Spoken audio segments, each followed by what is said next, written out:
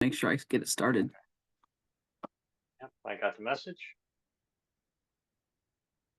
So welcome, everybody. Thank you for joining us this evening. I'm very excited and pleased to present Jim King, one of our former clients and volunteers, as well as Master for Website Development. So, and my new best friend. So Jim has been very helpful to me in trying to put together this session for you. We want to focus on information that's useful to you and getting your websites developed and make sure that you are accessible when you're doing your project. So without further ado, I'm going to turn it over to Jim and you guys can get started. Wonderful. Thank you, Barbara. Yeah, so I'm a huge fan of SCORE. I think I first sat down with a counselor literally like 20 some years ago and have used them on and off over those many years, and happy to be able to give back with some of these presentations. I've done a couple of online, I've done the in-person in the pre-COVID days. So enjoy sharing what I know to help folks along the way. And I think, as Barbara's mentioned, happy to take questions during. If you have some questions about a slide or something I say, feel free to pop it in the chat. Either Barbara or I will try and catch that and answer them as best I can. There will be time, I believe, at the end as well for some Q&A if we don't get to it during the presentation. Pardon me. Little background about who I am. I spent about 16 years in medical sales. I sold specialty products to anesthesiologists around the Chicago area for many years. And while I was doing that, in the back of my head was always, I would rather do something for myself than work for a big company. And I never knew what that meant. But in 1997, my wife and I had a son, and we went to Kinko's, which no longer exists. We bought cardstock, printed up his birth announcements, and mailed them out to our friends and family. And that was the spark for me. 2 months later, I went back to Kinko's. I bought up every cardstock they had, put them in a little 3-ring binder, and started to sell invitations and birth announcements to our friends and family. And that 3-ring binder is still sitting in my closet right over here. I still have it. In 98, we didn't have a whole lot of friends we could sell those to. I built a website in 1998, and it was a fun process. I did it evenings and weekends, learned how to build it, learned how to add contact forms and all kinds of stuff. It was a fun little hobby at the time. Never meant it to be anything more than a hobby. If we could make a couple of bucks on the side, we were a young couple way back then. That would be cool. And it just kept growing, kept playing evenings and weekends and growing the business, learning about marketing, learning about website design. And in 2005, I was on probation with Kimberly Clark because I was not making my sales numbers. And so I was forced to a choice: either put my business back on the side and get back to work for Kimberly Clark, or quit Kimberly Clark and run my business full time. And as you can probably guess by now, I resigned from Kimberly Clark and ran my business full time. And so we did invitations and announcements and had a photo gift business at the time, and ran that for a couple of years, starting full time in 05. And by the time we got to 2008, 2010, the economy was not doing so well. It was affecting our business, and I had to kind of reevaluate again. Okay, now what's the next stage? And at that point, I had realized I had been running my two businesses on an e-commerce platform for the last several years, and there were a couple 100,000 other companies running that same platform that I knew rather well. So I said, well, maybe those companies will pay me to help them run their business. And so in 2010, that's how Wheaton Website Services started. We started helping other companies who were running the same platform I was run their businesses. So my background is in e-commerce, and we'll talk a little bit about that through the presentation, but that's kind of how I got to where I am. That being said, as I mentioned earlier, I've been to many of these sessions in person and online. And when I signed up for them, there was a topic, a speaker, something that was of interest to me. And I signed up with the hope of learning something. And so I came in with that kind of hope or expectation. So I'm going to ask you guys, what is it? Why did you sign up for this session? What do you hope to learn? What's the goal you hope to get out of spending 90 minutes of your evening with some guy you've never heard of through SCORE? So throw it in here. We'll come back to it certainly at the end. Hopefully I'll cover it during the presentation, but if I don't, we'll come back to it. But love to know what it is you're hoping to learn and why you signed up tonight. All right, cost-effective, best ways. Inspiration, excellent. Yeah, okay, low cost, perfect. Keep throwing them in. I'll read them as we go, but keep throwing them in, please. So our agenda for this evening, we're going to talk about defining your brand story. What is it that your company stands for? What's unique about you? Kind of what are your core competencies? Talk about who your ideal customer is, your target market. We're going to learn about a brand position statement, what that is, what it should sound like, what the reason for having a brand position statement is. We're talking about content creation, content being text, images, and videos, certainly in the context of your website, but really for any marketing, whether it be a flyer, social media post, blog post. We'll talk about content creation. Talk about buying stages. Your prospects will be coming to your website in different stages of their process and what that means for the content.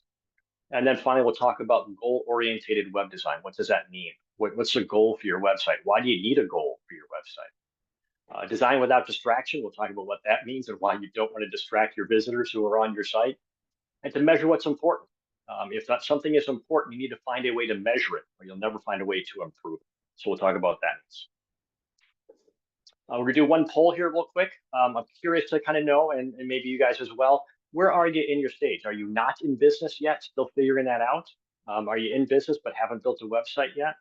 In business and you built your own? Or you're in business and you paid someone to build it for you? So we'll pop that poll up here real quick and give everybody time to answer and just kind of see where we are.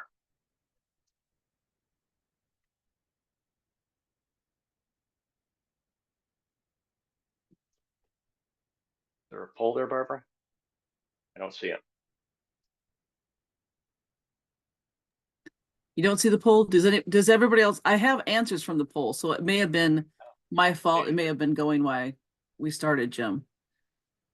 So it looks like we have 51 of 50 answered. So we have not in business, we have 33%. Okay. In business but no website, 20%. In business with a website I built, 29%. Excellent.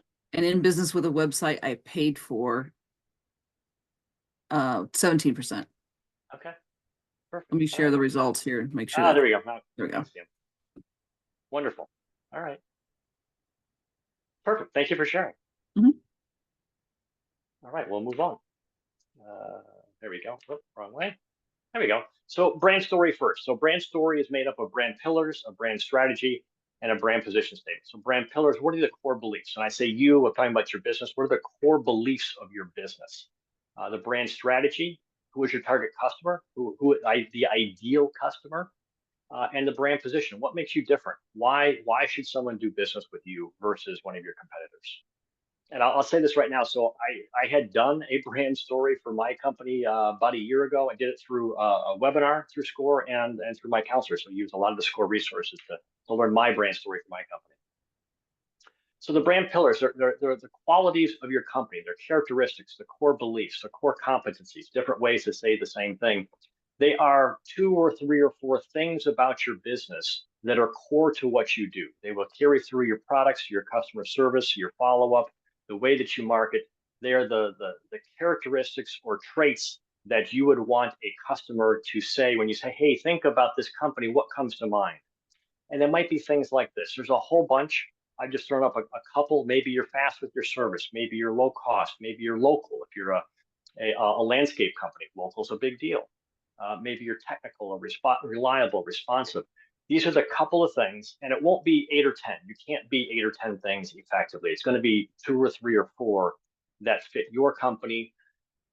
May also be part of who you are. A lot of you guys, my company's a small company. A lot of my company comes from me. That may be true for a lot of you guys. Your company is an extension of you. So these may also kind of tie into who you are, but they are for the business. I threw up UPS. You know, a lot of people have a positive perception of UPS. I do. When I think of them, I think of fast. I think of local. The guy who came to our house all the time, James, our driver, was a nice, polite, funny guy. I had a great experience with UPS. And those are the 2 or 3 or 4 things that I think of when I think of UPS.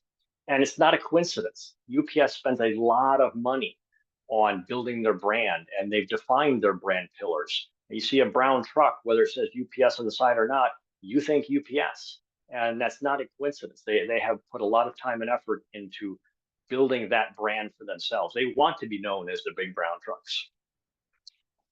The brand strategy is, who is your ideal customer? And it's a natural habit when I talk to entrepreneurs or young businesses. I often hear, you know, our stuff is good for everybody. Everybody is our client. And that's rarely true. Amazon which does now sell to everybody, started out as a used bookseller. They didn't sell to everybody. They had an ideal customer, somebody who was going to shop online and was looking for a used book. It's a pretty narrow market. And the ideal customer is generally a pretty narrow market. Your ideal prospect, ideal customer is pretty specific. It doesn't mean that you can't sell to other people. You certainly can. There's nothing wrong with that. We sell to people that don't fit our ideal customer. But the better you define who that ideal customer is, the better your brand story is, the better your content becomes, the better your marketing, your website, everything follows off of that. So define it as specifically as possible as you can. And these are demographics. Who are they? Where do they live? How old are they? Are they married? How much do they make? Those are the characteristics of your ideal customer. These two folks are very different ideal customers. Neither one is better than the other as an ideal customer, but they are the type of customer for different products, different services. So define as best you can, as specifically as you can, your ideal customer, remembering that this does not limit you. So I'm going to use examples for my brand story for my company, not because I mean this to be any sort of sales pitch, just that I know the process of how we created it, and I can speak to the thought process behind it. So our brand strategy is small business owners with e-commerce websites managed in-house. Their website's an important part of their marketing plan. That's our ideal customer, that e-commerce background I talked about before. That's my personal background. It's the background of the company when I founded it. We do have lots of business, lots of clients, probably 40% are not e-commerce businesses.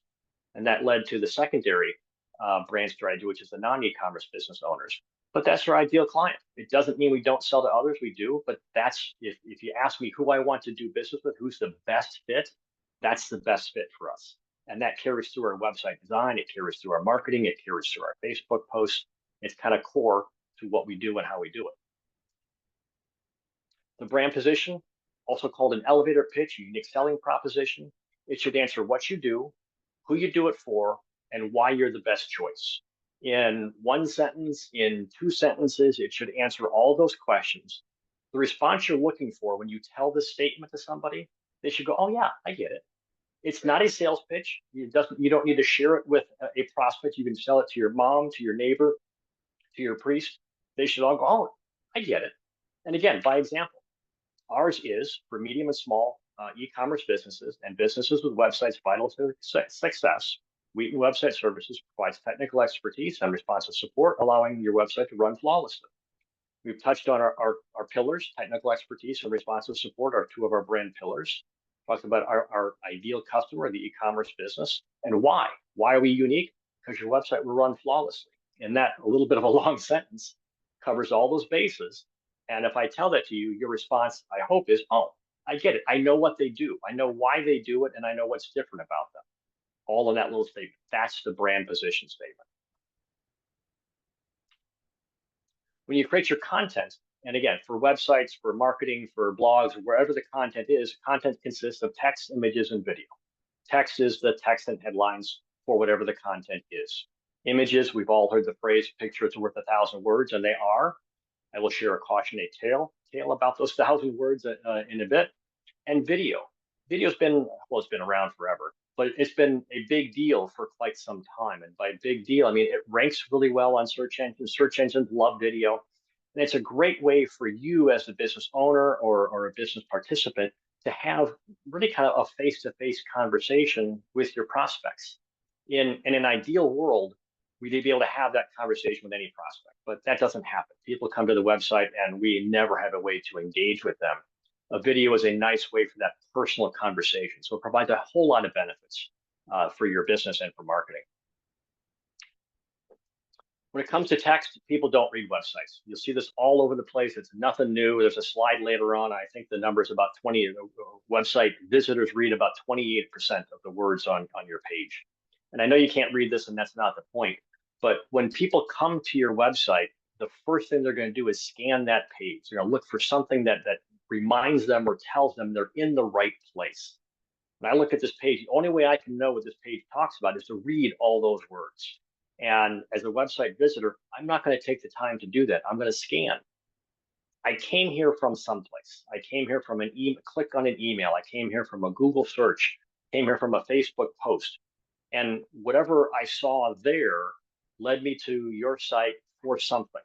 And so the first thing I'm going to do as a visitor when I get here is, did I end up in the right place? Does it have the information I want? In order to do that, I'm going to scan. I'm not going to read a whole page. Nobody's going to read a whole page. So by scannable, this is what I mean. And again, you can't read the words. That's not the point. The left-hand side is the page we just saw. There's more of it there. The right-hand side is that page redone with proper headings. You can look at that right-hand side and there's the 6 or 7 headings, big text, couple of words. I can scan that and in a couple, 3, 4 seconds, I know what the page is about cookies and a privacy policy. Now, if that's what I came looking for, great. Now I'm going to read some of the paragraphs. I'm going to come here and dig into the information I was looking for. If that's not what I'm looking for in those 3 seconds, I know I'm in the wrong place. For whatever reason, I click back and I'm out. But people scan to understand, am I in the right place? Am I going to find the information that I want? If I can't, I'm gone. If I do, I stay. So provide the content in a format, easily scannable. Big text, different colors, buttons. There's lots of ways to do that, but make it so people can scan. The other thing to keep in mind with content creation are the 5 buying stages. People come into your site will be in different stages of where they are in the process. Not everyone is looking there to buy your product or service. They are either there's someplace in that process. And I'll use an example of tennis. I don't play tennis, but if I was going to, I would need a tennis racket and probably some other stuff. But not knowing, the first thing I'm going to start searching for is, what do I need to play tennis? What kind of rackets are there? Do I need special tennis shoes? What are rackets made of? I don't know enough about the product that I'm going to eventually buy to be in a buying stage. I'm going to be defining my problem. Once I define my problem, now I'm looking for more information. Okay, there are inexpensive rackets made of wood. And maybe they have different kinds of stringing on them. And yes, I do need special shoes. What kind of shoes do I need for a tennis court? I'm going to gather some of those specifics. Once I know all of those things, now I'm going to start looking at solutions. Who sells what I need? What models are available? What kind of price range am I looking for? How long do they take to get? What companies sell them? All of those sort of things are going to be in the step 3, the comparing the solutions to my problem that I've now defined. Only then will I start to buy a product. Now I'm looking at the companies who sell the tennis rackets and tennis shoes that I need. How much are they? How fast is shipping? Is shipping free? Those sort of things, and actually making my purchase. Finally, after I've purchased it, there'll be follow-up resources. Okay, do you have any lessons? What can I do for repair of my racket? Where can I learn more about how to get better at tennis, the post-purchase resources? And so why do I mention all these things? Because your content that you create, the text, images, and videos, needs to touch on all of these. If I'm in stage 1 and I come to your website and all you have are products, well, I don't know what product I need yet. You're not helping me. I'm going to leave and I'm probably never coming back again. I will continue to visit the sites that provide me with all of the information I need at these different stages. I've often used the analogy of you're sitting at a baseball or a soccer game and your kids are playing and you're sitting on the side and you got your phone out and you do a search for tennis rackets and 6 or 8 websites come up and I find some information. Well, now those 6 or 8 websites are on my radar and I'm going to kind of pay attention, go back to them as I go through my process. If you're not one of those 6 or 8, I don't find it helpful, I'm probably never coming back again. So the content you create has to talk to people at these different stages where they are. And because you don't know where they are, it's all kind of got to be on your website or all in your media and your marketing so that you do have something for people at these different stages. Content creation, again, we talked a little bit about the target market and your ideal customer. That is a demographic. That's great. But for content creation, it's difficult to market to a demographic. And that's where you talk to marketing people and you hear the word persona. I've heard it called avatar last week. Create a persona. A persona is a fake made up individual that fits your demographic, but it's an individual. And so when you're creating content, you can create that content, write that blog post, write that social media post to that person rather than a demographic. And I'll give you an example to help maybe explain that better. Demographic is women aged 35 to 45 in urban areas who love yoga. That's a demographic. Hard to write a blog post for that. It's too vague. But a persona, Evelyn. Evelyn fits the demographic, but now I know who Evelyn is. 39-year-old engineer living in Austin, what she does in her free time and what she likes to do when she travels. I can write a blog post to Evelyn. And so when you're creating the content or looking for pictures or videos, which we'll talk about, if you write it to Evelyn, you'll find that much easier to write, easier to create than to a demographic. Kind of like having a conversation with a room full of people, like we are tonight. It's hard to have a conversation with a room full of people, but you can have a conversation with a person, talk back and forth. You know who they are, you learn about what their likes, their dislikes, how they talk, the words they use. That is somebody you can market to. And so when you create your content, create personas. And I do say that plural. You can have multiple personas. You'll have one target customer, but you can have multiple personas. This one, Lemlist, is a resource. And so I touch real quick. There's a slide at the very, very end full of some resource links. So we'll come back to Lemlist. Don't bother writing it down. You'll get the slides. Well, you can if you want to, but you don't have to. So Lemlist, in this case, they offer a tool where you give them your website and they will go and create personas based upon your website. So this one, Jane, was created by, I fed them my website, said, here's my website, told them nothing about my company. They created 3 personas. This was one of them. I know her age, I know her name, I know her pain points, I know how she talks, what key points are important to her, where she hangs out, LinkedIn and email.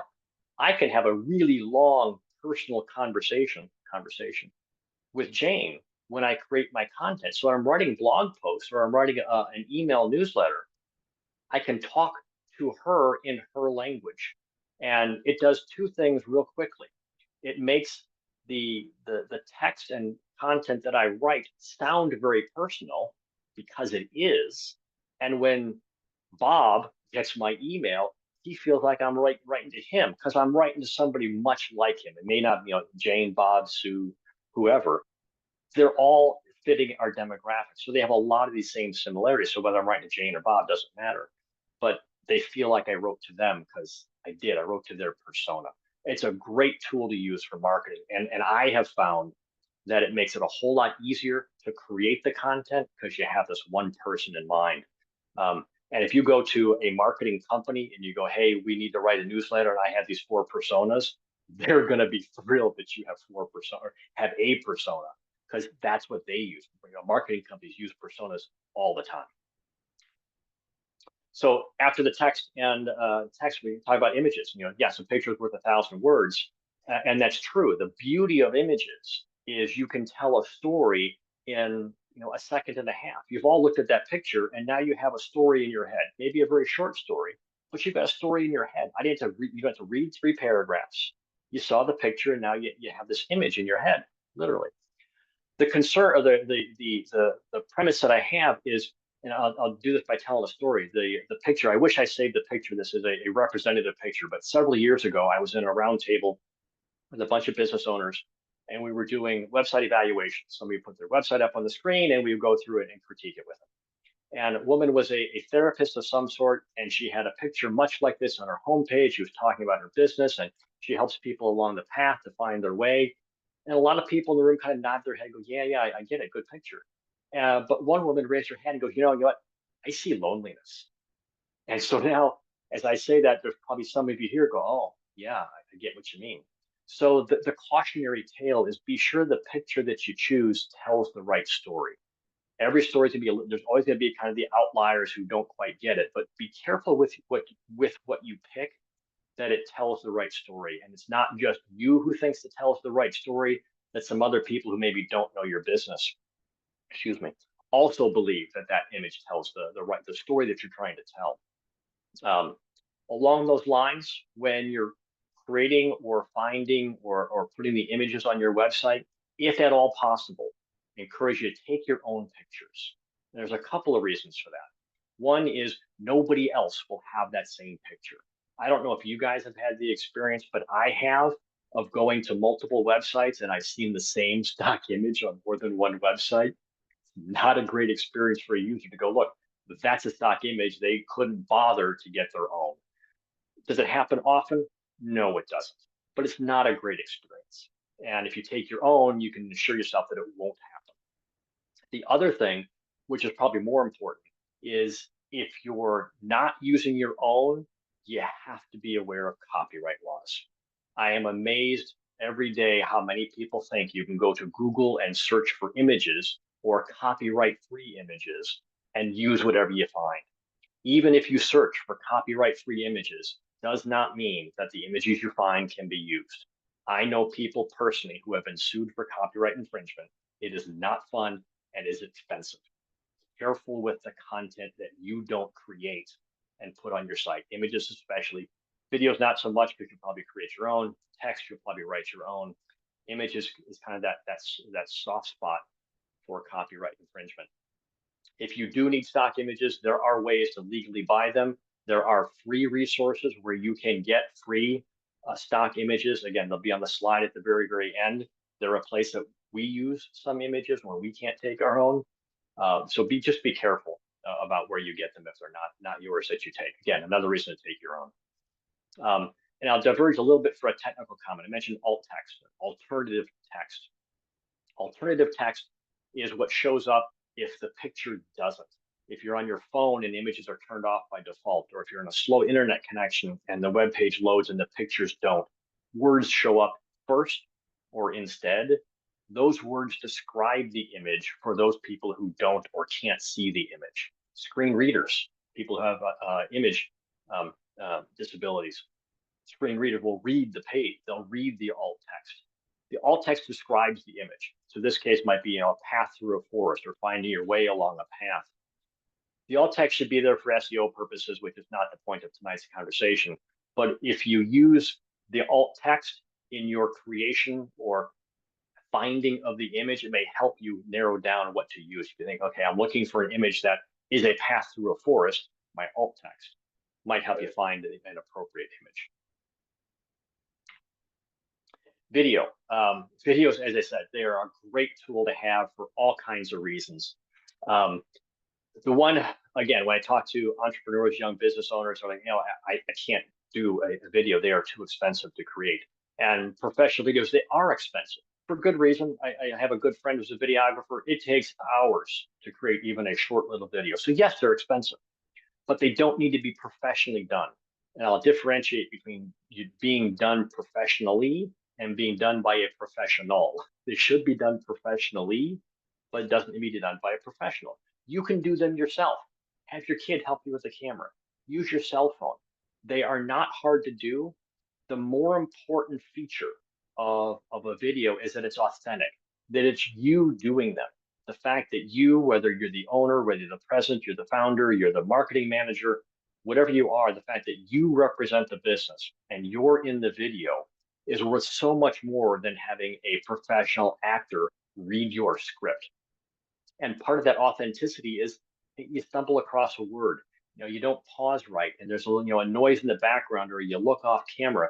These are all great because people know it's you doing it, and you care enough to sit down in front of a camera and do it.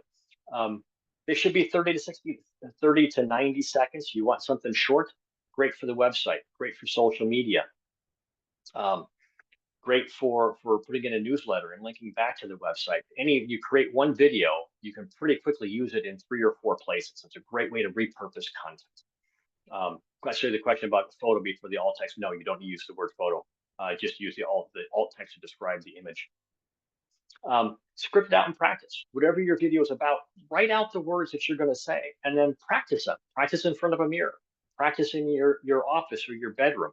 Read it 6 or 8 times so you kind of get comfortable with the flow.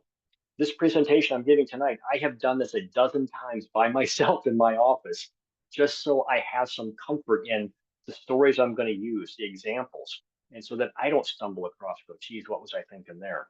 And so hopefully this comes across being done professionally, but I'm not a professional speaker. I'm not a professional writer. I don't do PowerPoints for a living. I just know about websites. So script it out and practice. Maybe you'll record the video 6 times and use the 7th version. Great. Delete the other 6 and use the 7th. Who cares? An authentic short video is very effective. And for next question, what do I create a video on? I don't know anything.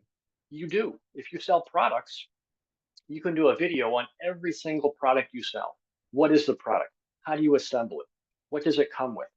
If it breaks, how do I fix it? What are other, ancillary products I can use? I can think off the top of my head 6 different topics for one product. Multiply that times 100 products. Now you got, I can't do the math in my head, 6,000 videos. Because now you can break them up. If it's a 10-minute topic, break it up into 10-minute topic into 10 1-minute videos times all your products. You've got a lifetime of videos. If you're a therapist or a speaker, you know a lot about whatever your topic area is. Share some information, share your experience, share your education with your visitors. You know more than they do. Share something with them. It's helpful for them to see you for all the reasons we talked about the video, and then you convey to them in an authentic way that, hey, I know what I'm talking about. Same informational how-tos, all kinds of videos. YouTube has, I don't know what, about 300,000 billion hours of how-to videos. Not that you want to dump it onto YouTube, but people are looking for how do you do stuff. So if you have a business that has anything to do with how-to, make how-to videos. They're great stuff to use. Use them in your marketing. Use them on your website. So I kind of run through those. I'm going to take a pause for a second. Are there questions about the brand story? Questions about content creation? Anybody have any stories about going through those processes? Have you gone through the processes? Struggles, problems? I'm happy to throw the questions in the chat. If you want to unmute, pop up.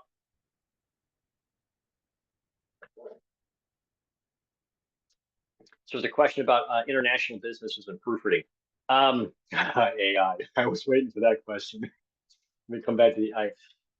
As far as international businesses, it sounds a little bit of a lawyer question. I mean, the content and your ideal customer, whether they're national, international, maybe that matters for some businesses. For the most part, I argue it doesn't matter that they're international. It matters their demographic, their persona, how you talk to them, whether it's in a language or a certain terminology may differ from national versus international.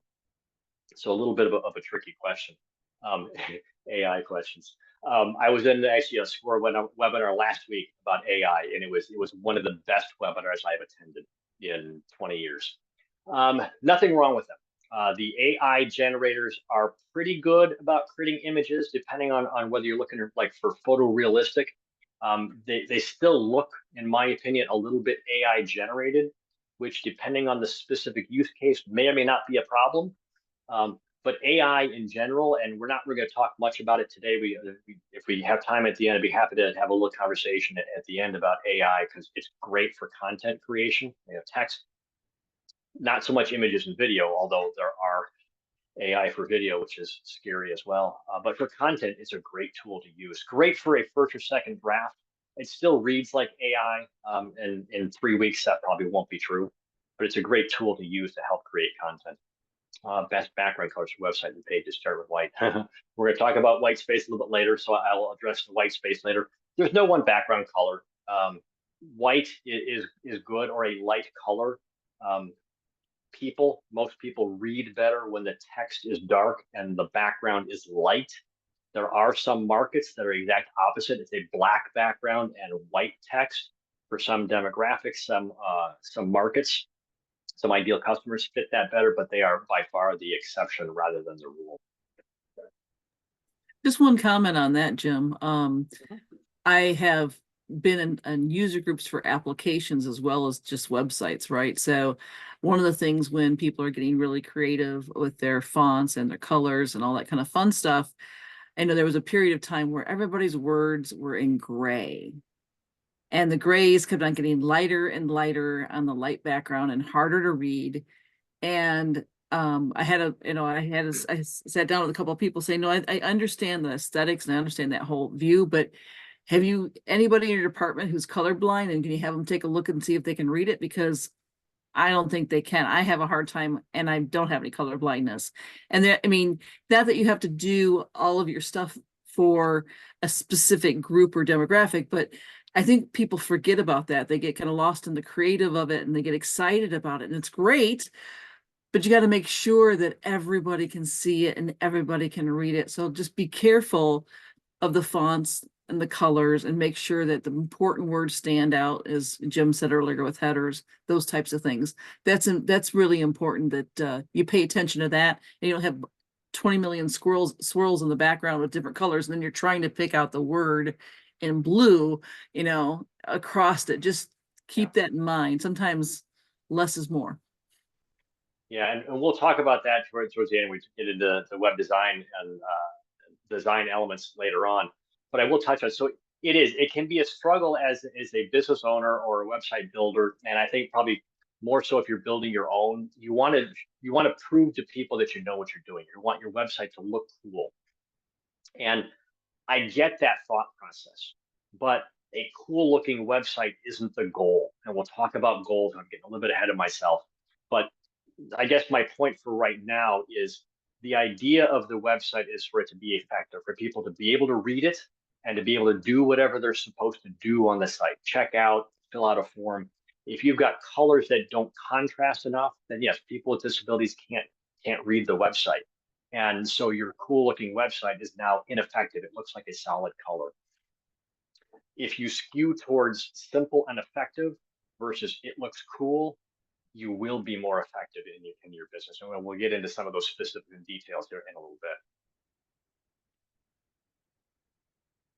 Yeah, so there's a comment here about the visually impaired. There are a number of tools that you can use on your website to check if the contrast is strong enough, if the fonts are big enough, if there's enough spacing between all the letters to find out whether it's I'm going to use the word ADA compliant, which is a whole vague statement, but there are requirements for websites to be ADA compliant. And it is not a clear line. It's a big, fat, gray line in the sand. There's no you're compliant and you're not compliant. But they are factors to keep in mind when building sites, is that they are as compliant as is reasonably possible. A couple months ago, we made changes to our website. Some of the colors did not have enough contrast to meet the ADA requirements, so we had to make some changes. Yeah, there you go. That's a whole other topic as well. I'm sure there's probably a score webinar on ADA compliance. So we'll keep going, and again, take questions during and at the end. So we should have some time at the end here. So goal-oriented web design. And let me preface this whole section by saying I know some of you don't have websites, some of you built your own. That's great. There's nothing wrong with that. My intent through this last section of web design is not to teach you how to be a web designer, is to teach you how to have a conversation with a web designer, even if that is maybe yourself. So that I'm a big proponent of the business owner. You don't need to be an expert in every area, but you have to know enough in every area to have a conversation with somebody who is. So even in the example of, you're going to hire somebody to build your website, you don't need to be the expert, but you have to have enough knowledge to have a conversation with the expert that you can carry that side of the conversation. When they're, pardon me, when they're bullshitting you and when they're not. And so, as it says here, the better you understand your need, the better your website will be. There's very few wrong answers to the question, why do you have a website? And I had this conversation with a prospect, it was some years ago. I said, why do you have the website? What are we building this for? And the guy's answer was, well, somebody told me I had to have a website. It's the only wrong answer. There's good answers and bad answers. We can argue about that all day long, but that is just flat wrong. You have a business and you have some business goals and you have a website, and the website fits into your business plan, your business goals. It's there for a reason. You're building it to do something. What is it? And we'll come back to that. But the other thing I want to share is, aren't necessarily wrong answers, but they're not helpful. If you're conversating, I get this from clients a little bit too often, and we're talking about web design or redesign, and they say to us, whatever you want is fine. You're the expert. Do what you think. That's not helpful to the web designer. You know your story better than anybody else does. You know what your goal is in your business better than anybody. You don't have to be the expert, but you do have to know enough about what you want to help the expert build that. If you can help that person, you will end up with a much better product. If you say to me, you're the expert, build whatever you want, I'll build you a great website. It may or may not fit your goal. It may or may not do what you want to do because you haven't told me what you needed to do. So again, I don't do a whole lot of reading of my slides, but I will read the line. You know your business better than anybody. Don't let anybody tell your story for you. Help them tell your story, but don't say, here's my story, go tell it. You won't be happy with the results. A little bit of a preaching, I apologize. When you figure out what the goal is for your website, there's some real simple characteristics when you create the goal. And some of you have probably seen this slide or one like it, so I'm not going to spend a lot of time going through this. But when you create the goal for your website, you decide what that goal is. That goal should be smart. It should be specific. Exactly what are you trying to achieve? Measurable. Find some way to measure what that goal is. I want my customers to be happy. You can't measure happy. Find some other way to measure that. Assignable. Who's responsible for it? Realistic. Don't say I want to achieve $1 million in sales in my first 6 months. Just not going to happen. Time related. When does the goal end? And again, by example, the one at the end here, I've got a little bar that I need to move. There we go. Achieve a 25% increase in top line revenue versus last year during this fiscal year. Judy's going to track and report monthly. That goal checks all those boxes.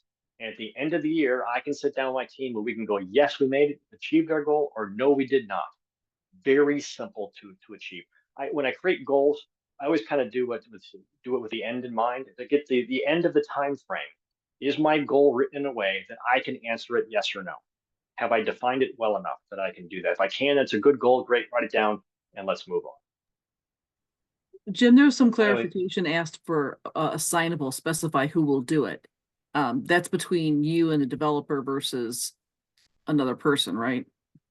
Yeah, so assignable in this context, just whatever the goal is, somebody's responsible for it. If you sit down and you have a board meeting, you sit down and say, hey, we want to do a Facebook post every month. Great, and you leave the meeting, but you didn't decide who was going to do it. It wasn't assigned to anybody. It's not going to happen because nobody's responsible for it. So assignable it means who's responsible for monitoring, make sure that the goal is being worked towards. That's what I mean by assignable. Somebody's got to be responsible for it. Doesn't need to be the person doing it. Judy can be in charge of sales, but she can have nothing to do with the sales department. But if she's tracking it and reporting back, then she's holding somebody accountable to making progress towards the goal. So hopefully that clarifies that question. There we go. There we go. So we talked a little bit about the goal, but let me get into a little more detail about what I mean by a business goal. I mentioned you have a business plan, whether it's written down or not, is again another SCORE webinar. But you have an idea for your business, a plan for your business. It's supposed to do something. Great. So within that plan, you say, well, we're going to have a website to help us achieve our business goal. Why? What role does your website play in that business plan? Because everything we talk about for the rest of this talk tonight is going to tie back to this goal. If you don't know the goal, if the goal is not clearly defined, you have a really hard time answering any other questions or scenarios that I'm going to present to you tonight. There's very few wrong goals. You can have very simple goals. You have complex goals. As long as you've defined your goal, you're probably fine. Again, there's very few. I can't even think of an example of a wrong goal other than the guy who said, I have no idea what my goal is, but it's not a bad goal. It's a lack of a goal. Lack of a goal is bad. It might be, so a couple of examples. The goal for your website might be just to be found. We don't have yellow pages anymore. If I'm looking for a plumber in Wheaton, live in Wheaton, you better have a website or I'm not going to know you exist. So if your goal is that you want people searching for plumbers in Wheaton to find your website, that's a great goal. Nothing, very, very simple. Nothing wrong with that. The goal, great. We can build a website. Anybody can build a website to achieve that goal. Could be to submit a contact us form. Great, you found me, but that's not my point or not my goal. My goal is I want you to fill out the contact form. That's essentially the goal for our website. We have products on our website, but we're not an e-commerce site. We want you to learn about what we do and then contact us for a conversation. That's my goal for our website, to fill out the contact form. It's a great goal. Schedule an appointment. Similar kind of goal. You might be a therapist or something like that, or a plumber, and you want visitors and prospects to come to your website, and schedule an appointment. That's a great goal. If you're an expert in your field, you're a professor and you know a whole lot about nuclear fusion, and you want people to learn about nuclear fusion, you have white papers, you want people to download your white papers, read more about it. That's a great goal. So whether you use some of the folks here, 33% don't have a website, great. What's your goal going to be? For those who have a website, what is the goal? And I'm not asking it rhetorically. Love you to pop it in the chat. I'd love to see some of them. Some people might get some ideas. I can take a quick sip here. Let me see some of the things that people are either doing or planning on doing for the website. I'm just reading the chat while we wait. And we'll also see who's still awake. Right. I see a few I know faces. Ross is still awake and his colleague. Carolyn's still with us. And so I see the question in the chat about Amazon and questions you asked your developer. I'll jump ahead and say it's really a topic for a future talk we're going to do about how you do pick a developer. We will kind of touch a little bit on that, but not very much. So I'll try and answer that when we get to the end if we have some time. Yeah, monthly memberships. You know, I want people to sign up for my monthly membership. Great goal. Everything you do with your website will lead visitors down that path. You need to learn about the memberships. You need to put them in their cart. You need to pay for them. There's a whole bunch of steps, but that's the goal. I want them to buy a membership. Yeah, purchase a product. I'm awake. That's a good goal.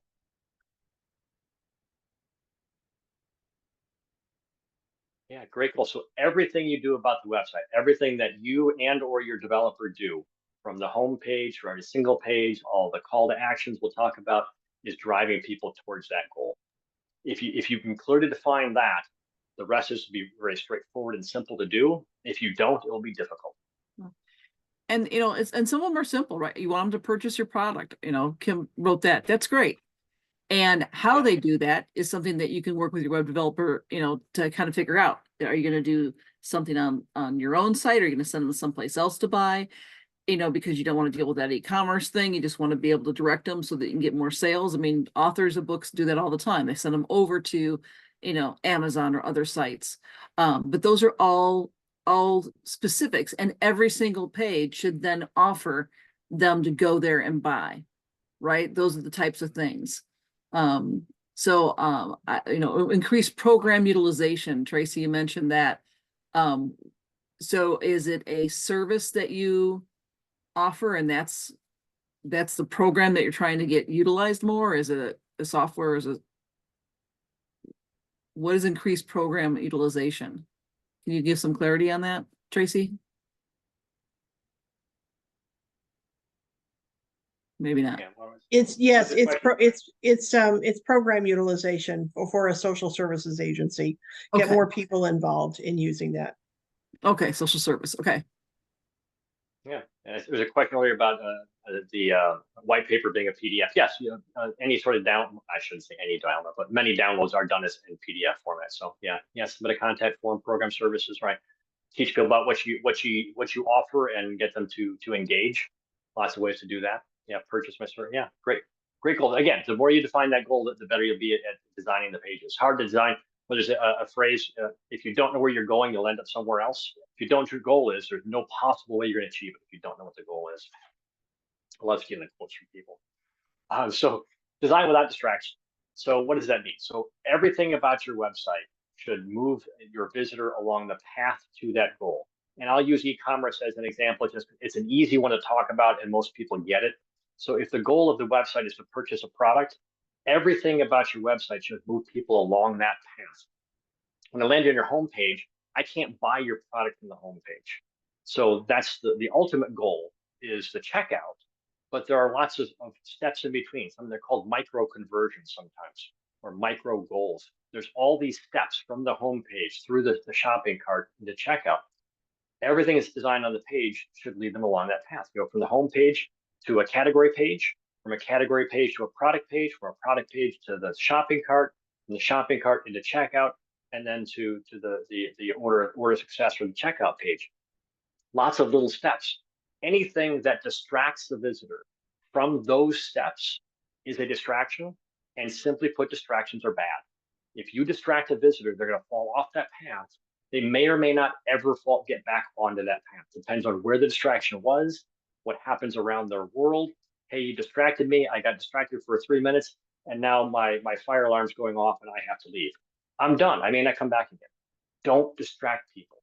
It's a little bit of an off-topic quote, but I don't remember who said it, but when your enemy is making mistakes, don't interrupt them. Same kind of logic applies. Don't distract people from what you want them to do.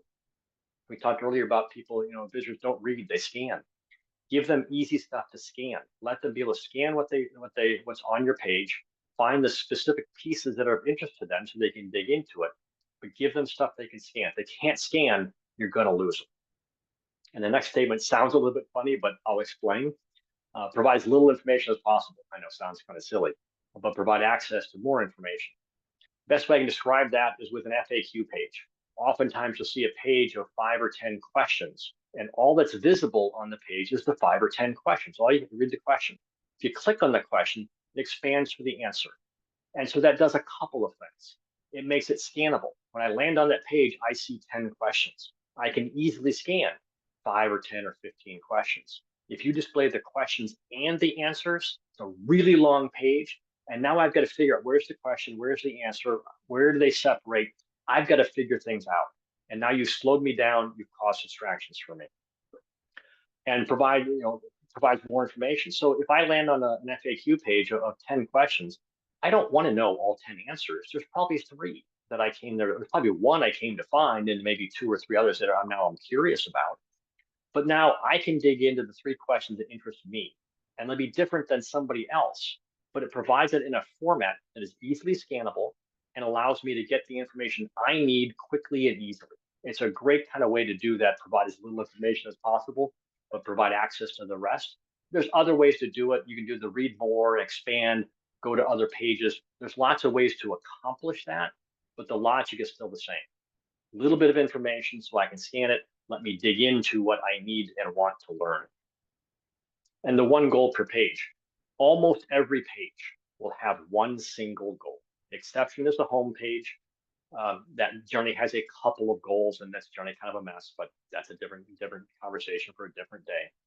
Every page has 1 goal: to move them along the path. The example I used a second ago about the e-commerce page.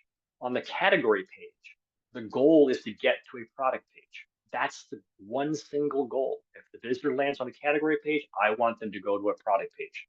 If you're on a product page, I want you to click the add to cart button. 1 single goal. Yes, read about it, look at the picture, read the reviews, do all that, but click the add to cart button. As the business owner and website designer, that's my goal for you. And I don't want you to distract you from doing that. Anything else on the page is a distraction. So click the add to cart button.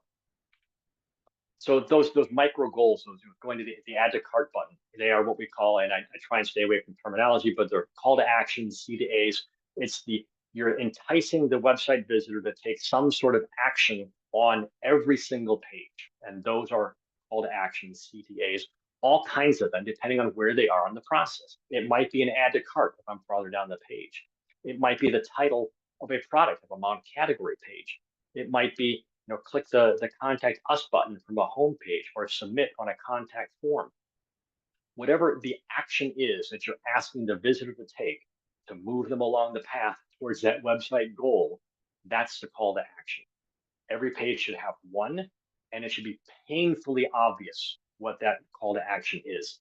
If it's a big pink flashing button and the visitor goes, oh my goodness, that is such an ugly button, but they found it. They can't find it, they can't click on it. I would rather have an ugly website that is effective than a beautiful website that nobody can use. And it goes back to our conversation a little bit earlier about trying to use fancy fonts and colors and look cool and fancy. That's lovely, but if it doesn't accomplish the goal, then what's it doing? So the goal is ultimately the cause. One of the examples, scenarios I kind of use is, if you have a really ugly website, and I find your website and the big pink buttons, and I go, boy, there's the button, it's really ugly, and I click it and I go through checkout and I buy something, and I go home and I tell my wife, I said, hey, I just saw probably the ugliest website today, but I bought, and I told my wife about it. So you made a sale and you got a free referral and a positive comment about your website. I'd be happy with that, unless I'm a graphic designer, and that's a whole different conversation. So design elements, we're talking, the call to actions are design elements. Excuse me. Our design elements are other ones to keep in mind. And the key is consistency. There's a reason why the logo's in the top left of most websites. There's a reason why navigation is across the top or down the left.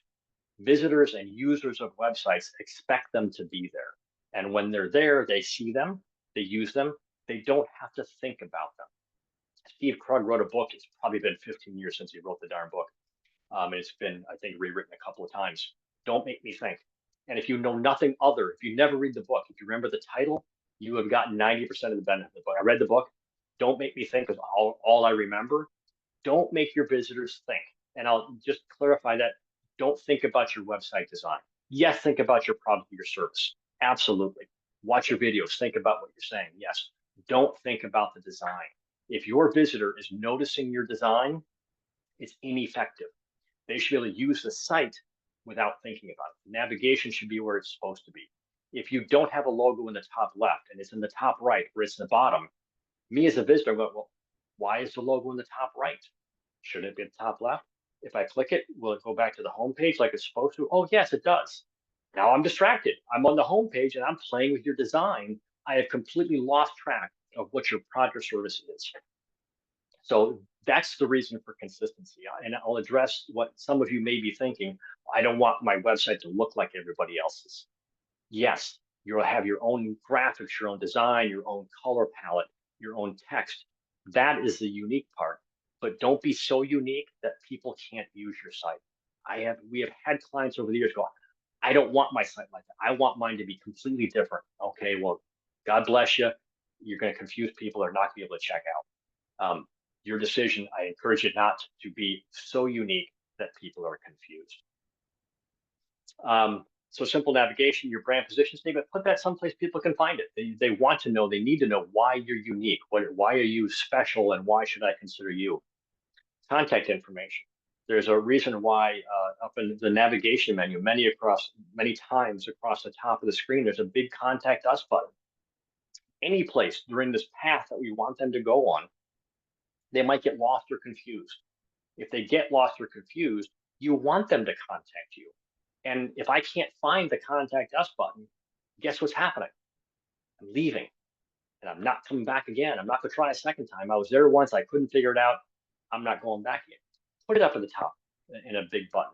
Put it in the bottom footer navigation. Make it easy for me to find the contact information. Just think about phone numbers. It comes up, new businesses, small businesses. I don't have a business phone. I'm not always available to answer. I can't put my phone number on the website. I'll tell you that very few people actually call. But if you put the phone number up in the header, as I'm browsing your website, I'm going to see the number. Well, if I get lost or confused, at least I can call them. They must be a real business. They have a phone number. I'm probably not going to call. People don't want to talk to other people when they're website. They want to send an email. They want to have a chat. They're not going to call you. But for the 90% who don't call you, that number served its purpose. For the 10% who call, let it go to voicemail, or you just have a voicemail set up. Call them back later. It's fine. It instills confidence in them. And that leads me right into my confidence logos. UPS, I'll pick on them again. If you're an e-commerce company, you ship UPS, put the UPS logo on your website. So our partners, and put the UPS logo, and put FedEx, and put your bank and whatever else. There's a reason why they go there. Most people, myself included, have a positive impression of UPS. I like them.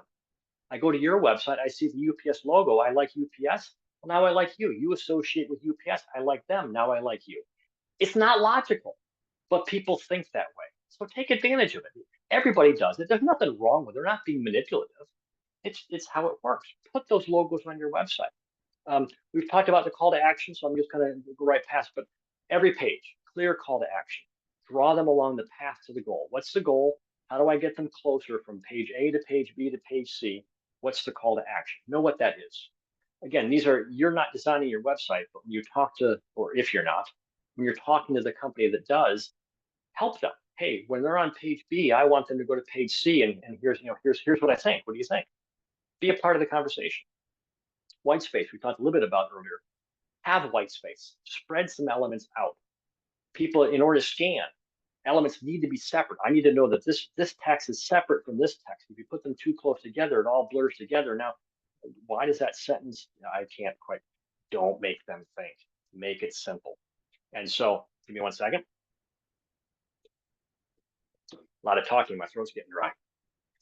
The next slide, I'm going to put it up for about 3 seconds. And I can come back to this slide, and we're going to talk about it real quick. But I want to get a first impression. If I go there and stay, it ruins my point. So we're going to take it real quick and come back. So there's about 3 or 4 seconds. That's how quickly people look at it. They land on a website and decide whether to stay or go. So my question for you is, and you can throw them in the chat, what's the company's name? What do they do? What did you see on the page? What did you notice? Yes, too busy. Yeah, I apologize for the burning eyes. Right. There is so much going on today. Come back to us. So this is a real website screenshot I took a couple of years ago, and I've used it many times. There's one thing they've done well. In the header in the top left, there's no logo, but they have their company name, a phone number, and an email address. Now, the email address is a horrible AOL, but we'll let that go. Everything else about this page is just a disaster. The left-hand side navigation, there are black and red buttons. One of them has some blue on it. They're different sizes. So are the bigger ones more important? Are those headings and subheadings? Why are they different sizes? What do they mean? I am spending time trying to understand the web design and not learn about the business.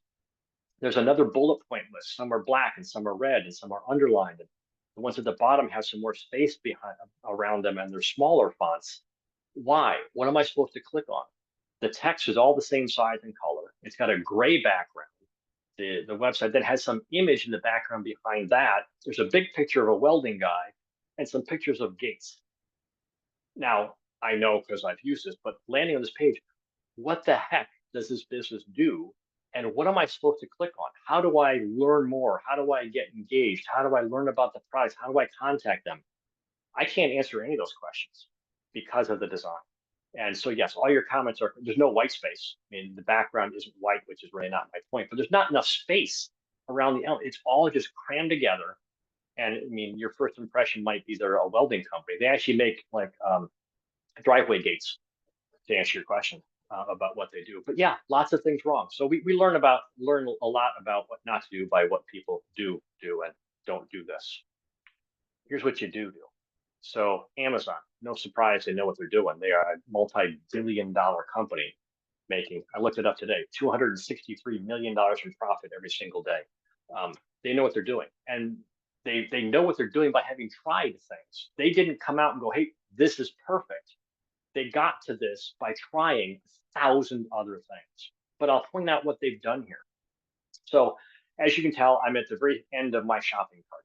And the conversion for this page, the micro conversion, is place my order. I've done my shopping, put into my cart, of course. There are 2 buttons on the page. They are the same color. They have the same text. They're kind of the first things my eyes get drawn to. Place your order, top right. Place your order, bottom left. They're the only buttons on the page. It is really hard to get off this page, which I'll talk about in a minute. But notice the white space, the shipping address, the payment information, to review your items. They're bold with lots of space around them. They're numbered 1, 2, and 3. You can't get more clear than Jim 1, 2, and 3. The product image is down there, so I know what I have. The delivery dates are in a nice green font. They stand out, so I can pick my delivery dates, my order summary. All the information I need is right here. All Amazon wants me to do is click the place my order button. That's the only thing they want me to do. Now you can't tell from the screenshot, but those are also the only 2 links on the page. You cannot click on the product. It will not take me to the product page. It does nothing. The only way to get off the page is to click I don't know if you see my pointer or not, the one item next to the checkout. If I click the one item, I won't go to my shopping cart. It will give me a pop-up that says, do you want to go to your shopping cart or stay here? In order for me to leave this page, I have to click twice. Amazon doesn't want me to leave. They have defined their goal. Their goal for me is, Jim, we want you to check out. So that's what they make the most obvious things, painfully obvious, to click the place your order button, finish my order, and not leave. Lots of white space. All the elements have white space around them, so I can scan the page and see, okay, here's my shipping information, here's my product information, here's my order information. They've done a nice job.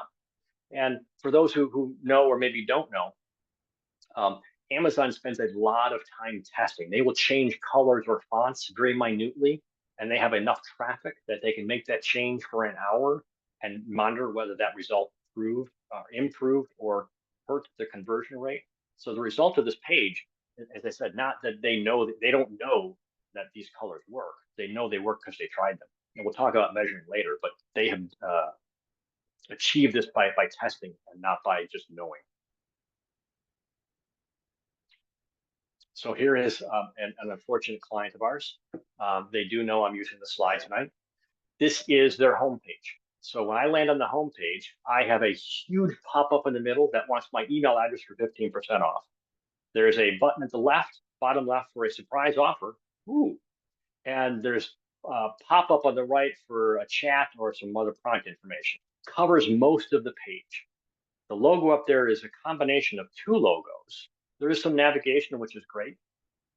But I came here from someplace else. I came here from a Facebook ad or a Google ad or maybe an email, but I clicked something in on that web page, on that website for something.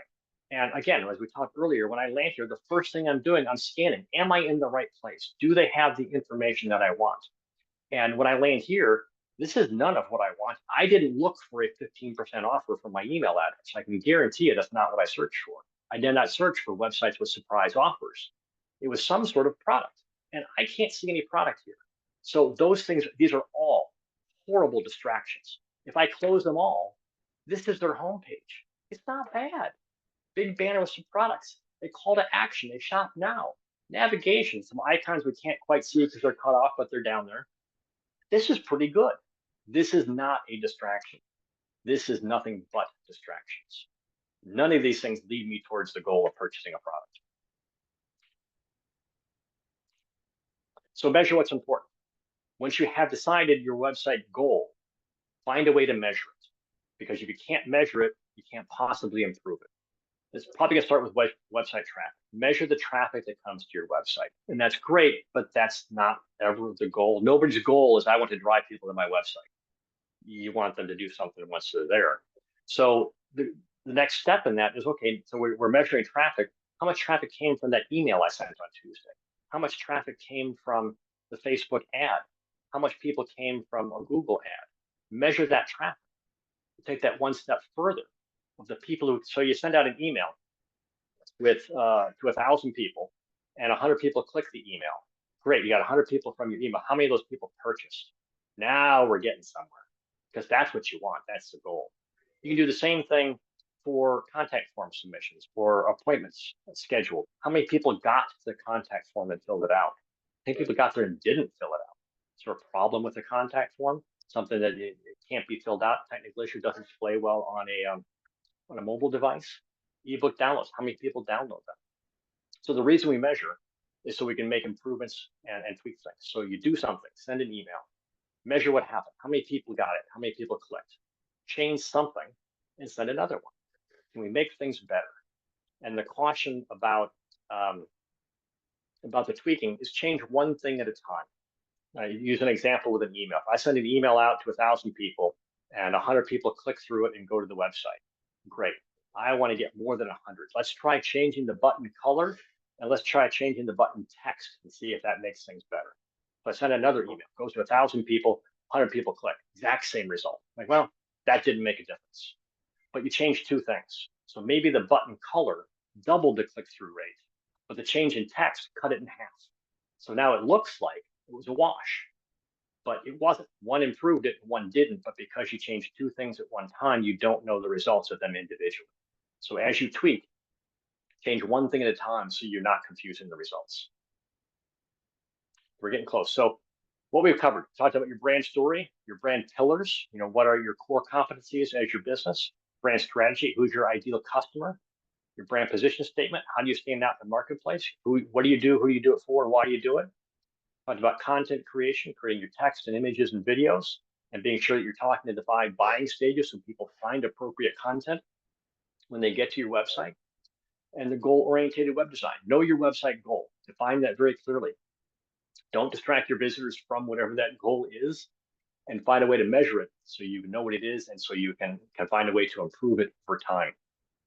And here's our so what slide. So what? We spent I don't know, a little over an hour together. So what? Are you better off than you were an hour ago? And this slide is meant to help you kind of figure that out. Down the left-hand side of the areas we've covered, and the have it, need it. So the brand pillars, do you have your brand pillars? Great, circle have it. If you don't, circle need it. If you need it, is it something you can create on your own with your own team, or do you need to hire somebody to do it? And I say hire, that can be score as well. It doesn't necessarily mean money, but I mean outside of your own business. So if you do that for all 8 of the items here, you'll kind of know where you are, where you need to go. And this is where I'll mention there is another webinar we're going to have in June that will talk about how do you go about hiring somebody to help you with some of these things. That'll be for a future date. But for today, figure out where you are and what you have, what you need, and how you're going to go about getting it if you don't already have it. Little slide, I'll leave this be in the slide that hands out, but I also wanted to show the resources. These are some of the URLs that I've referenced at some place in the presentation. The Lemlist for the persona generator, places to find stock images.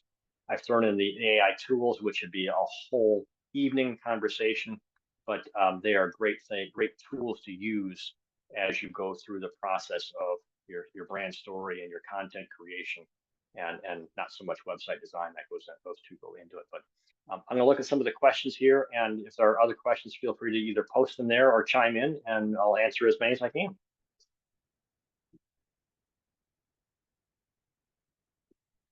Biographies on websites, love them. I assume biographies of the company staff, love them. People want to do business with people. They don't want to do business with a company. So put your picture up there, put a short bio of as much as your staff as makes sense, depends on your company size and that sort of thing, but they're great to have. My face and bio up on our website is not because I like showing myself off. People want to know who's behind the company. So big fan of bios. Where do you find somewhere to host who? There are lots of website hosting companies. I would say talk to your website designer or developer if you have one for a recommendation. There are some really good ones and some really bad ones out there. I will tell you that my belief is if your website is important to your business, it's important to get good hosting. And if you think you're going to get good hosting for $3 or $4 or $5 a month, the old adage of you get what you pay for is true. It doesn't mean you need to spend $100 a month, but make it reasonable. If your website's down, you're out of business. And so is it worth spending, $20 a month for hosting to keep your website up? It's a place not to skimp on money. And it sounds like a biased comment, but it's really not. If you owned a brick and mortar store and sometimes the front doors would open and sometimes they wouldn't because it was a poorly built door, you wouldn't put up with that. So don't put up with a poorly hosted website. Recording, I think the recording will be sent out. Barbie confirmed that it'll be sent out to everybody who's registered. I think we'll get a copy of the presentation and the slides. Yeah. Yep. And then, I don't know if you saw my other note, Jim. There's some questions that I kind of highlighted with some blue check marks. If you page up, you'll see little blue check marks. Those are me putting things down that I wasn't sure if I couldn't recall if we answered all the questions. I do see that. So website audit. Yeah, I would love to do website audits. I think I love doing. We don't have time or the resources to do that. If you'd like to reach out, my contact information is in the slide. Feel free to drop me an email. I'd be happy to schedule a 20 or 30-minute call and happy to go through and do an evaluation if you'd like that. So reach out. Make website more viewable on mobile devices. So mobile devices, the terminology, just to show you may hear it used as responsive website design, responds to the device size it's being viewed. Most any website built in the last 5 or 6 years really should be. At one time, that was a conversation to have. Nowadays, it's assumed, and many websites are designed what they call mobile first, designed for the mobile website first, and then make it work on desktop. It used to be the other way around. That will vary based upon the platform you're using. If you're on, Shopify or something like that, most templates nowadays will do that by default. On our page offers analytics. Let's see what kind of get.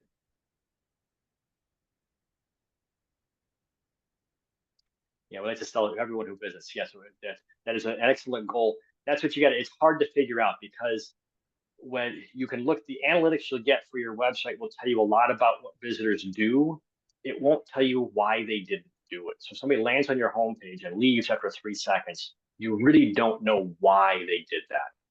So one kind of big gap in analytics, you can't answer the why. You can answer the what very well. What did they do? How long did they stay? What pages did they visit?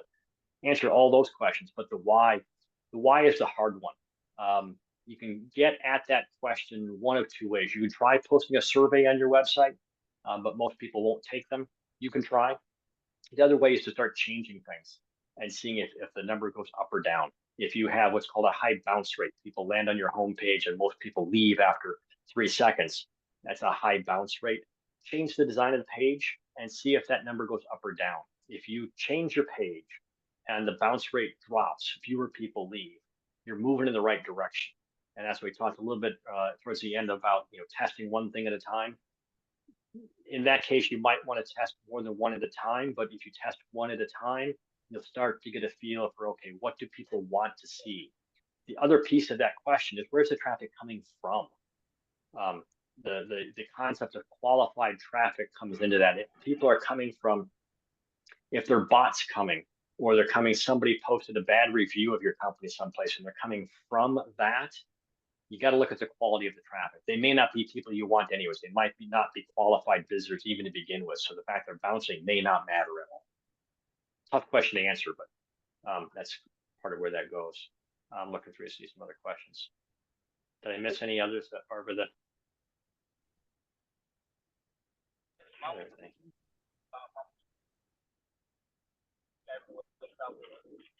Orlando, we can barely hear you. Are you asking a question? Your mic might not be, or you may not be on the right mic. Let him try. Question about the home address. So I work from home as well. Myself, all of my team members work from home. Years ago, I want to give you the long story. The short version is I had somebody show up at my house one day, and I didn't like that. So we now have a UPS box, UPS store. You can rent a box there. It's a street address rather than a PO box. Whether it makes a difference or not, a little bit of a personal preference, but it is a street address, and I pick up mail there. So we've used a UPS box for many, many years. There's a question for how do we find someone to host a website? I'm sure there's 8 million options for that right now in today's world, Jim, because there are some categories that you can provide to them. Yeah, there's so many choices. My answer may not be as helpful as it should be. My answer is going to steer you away from some places. I would stay away from the $5 and $6 and $7 a month places. Stay away from Bluehost and HostMonster and HostGator and GoDaddy. Those 4 have really bad reputations amongst us website people for cheap hosting, bad support. As a self-serving comment, we offer website hosting. I know that's not the answer you're looking for. I don't have a good answer right now for where to go. I don't have a short list of good hosting companies that I can refer you to, other than that short list of don't go to them. And it's from bad experience. It's not a personal vendetta against them. We've had clients host with them, and they most of those, when you get that $5 and $6 a month, you're getting what's called shared hosting. WP Engine is a good place. SiteGround, good company. Those are good places. Homestead, not familiar with them. Yeah, GoDaddy, Bluehost, HostMonster, and HostGator were the other two. They're all Bluehost, HostMonster, and HostGator are all owned by the same company, which explains why they all suck. Pardon me. I'll have to edit that out of the recording, Jim. I'm sorry. I'll watch my language. You guys need to write these things down because I'll probably have to edit that out. But I think part of the thing too is trying to make that decision, right? Of who do you go to? How do you do that? There's all sorts of ways to go about it. Jim and I have been talking about this because I told you he was my new friend. I want to get to the next level of this kind of discussion in our June session, which is, when you're trying to pick somebody to work with, what are the types of questions you need to know so you can find out what services they do or don't do, or what's going to be included to kind of help educate you working, to help ask the right questions of the next person. So stay tuned. There'll be something coming out, that schedule will be coming out shortly, but we'll have something on it later in June, kind of taking to the next level. So just keep a look at our upcoming sessions. And we'll have that. And there's always other sessions going on as well. So it's not just Jim and I, we have a website topic or development topic or website type topics almost, every 2 to 3 weeks. at SCORE, and that's just in the Fox Valley region.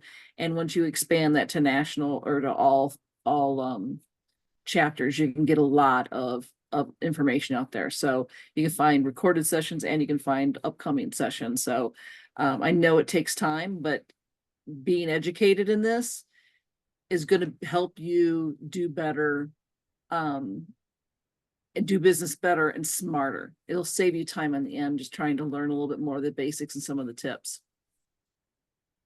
Yeah, Is there the any other other thing I'll questions? throw, it's the other way to answer that question is ask around for web hosting. I saw a question here about domain registrations.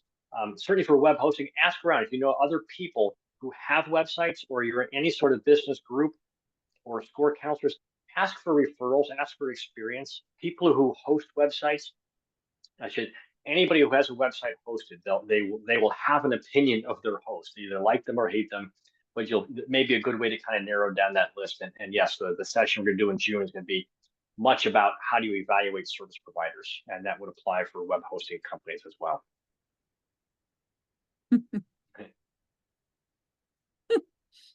Yeah, SEO, that's a great question. That is also another whole hour-and-a-half conversation about what to ask. And it's such a broad topic. SEO means so many, or encompasses so many different things, that it's really hard to give you a short answer. It's not simple. SEO is not simple. It used to be many years ago. I could tell you a story about some of the old search engines that don't exist anymore. It is very difficult these days to rank well using for organic results using SEO. I don't mean that sound discouraging. It's much more difficult than it used to be. Yeah, you're all very well. Thank you for coming. I appreciate you taking an hour and a half or 2 hour and a half out of your time this evening. I've been to these as well, and I appreciate when I can go home and go or walk out of my office. My hour and a half was worthwhile. So I hope for you guys it was worthwhile. You'll learn something you can take it home, apply to your business, or apply to your future business, and make yourself more successful. That would make me happy. Right. Thank you all for coming. Thank you, Jim, for an informative, fast-paced session.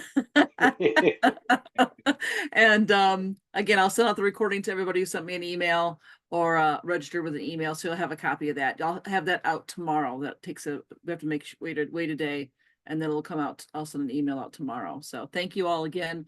We had a great showing. We had about over 50 participants at one point in time, so that was great. Thank you for the interaction, and have a wonderful evening, and good luck. Right. Thank you all.